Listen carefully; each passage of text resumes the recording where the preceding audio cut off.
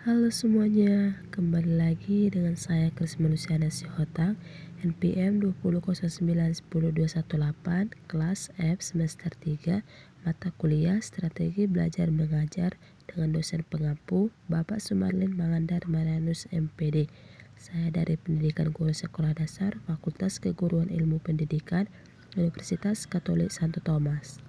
Baik, materi kita kali ini adalah keterampilan dasar mengajar 1 dan keterampilan dasar mengajar 2.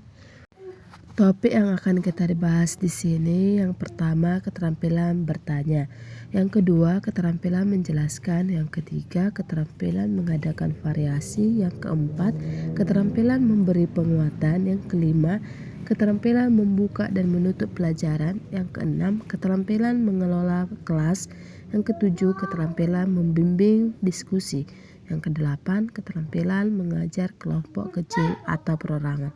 Sebelum kita memasuki topik yang akan kita bahas, terlebih dahulu kita mengetahui pengertian dari keterampilan dasar mengajar.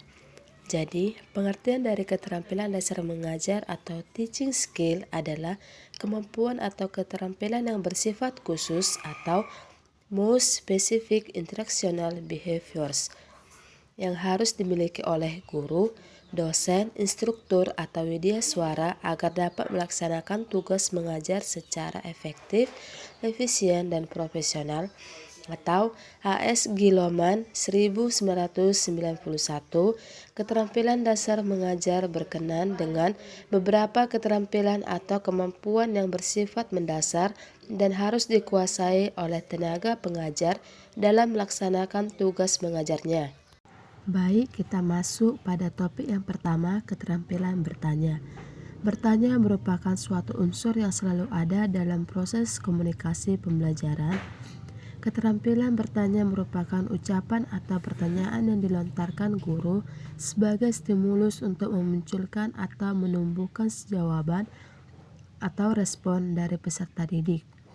Hal-hal yang perlu diperhatikan dalam bertanya, yang pertama tujuan keterampilan bertanya. Yang kedua, jenis-jenis pertanyaan. Yang ketiga, prinsip-prinsip bertanya. Yang keempat, teknik-teknik dalam bertanya. Yang kedua, keterampilan menjelaskan. SAUD 2009 halaman 59 mengatakan bahwa keterampilan menjelaskan pembelajaran ialah keterampilan menyajikan informasi secara lisan dan diorganisasi secara sistematis untuk menunjukkan adanya hubungan antara satu bagian dengan bagian yang lainnya. Misalnya, antar sebab dan akibat. Definisi dengan contoh atau dengan sesuatu yang belum diketahui. SAUD 2009 halaman 59 juga mengatakan bahwa pemberian penjelasan merupakan suatu aspek yang sangat penting dalam kegiatan seorang guru.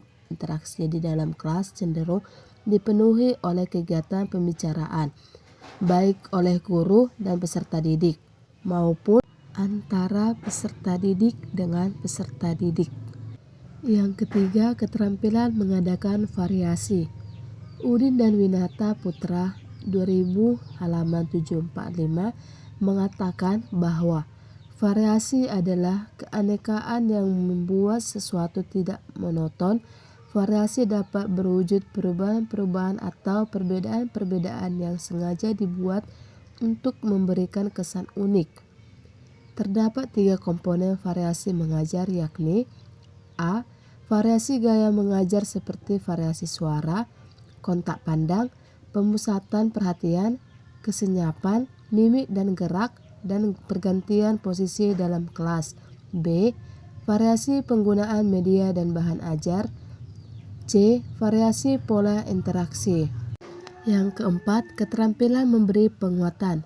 Memberi penguatan atau reinforcement merupakan tindakan atau respon terhadap suatu bentuk perilaku yang dapat mendorong munculnya peningkatan kualitas tingkah laku tersebut di saat yang lain. Hal-hal yang perlu diperhatikan dalam memberi penguatan antara lain A. Tujuan penggunaan keterampilan memberi penguatan. B. Jenis-jenis penguatan. C. Prinsip-prinsip penguatan. Yang kelima, keterampilan membuka dan menutup pelajaran. Keterampilan membuka dan menutup pelajaran merupakan keterampilan dasar mengajar yang harus dikuasai dan dilatihkan bagi calon guru agar dapat mencapai tujuan pembelajaran secara efektif, efisien, dan menarik. Keterampilan membuka pelajaran merupakan upaya guru dalam memberikan pengantar atau pengarahan mengenai materi yang akan dipelajari peserta didik, sehingga peserta didik siap mental dan tertarik mengikutinya. Sedangkan keterampilan menutup pelajaran merupakan keterampilan membantu peserta didik dalam menemukan konsep, prinsip, dalil, hukum, atau prosedur dari inti pokok bahasan yang telah dipelajari. Yang keenam, keterampilan mengelola kelas.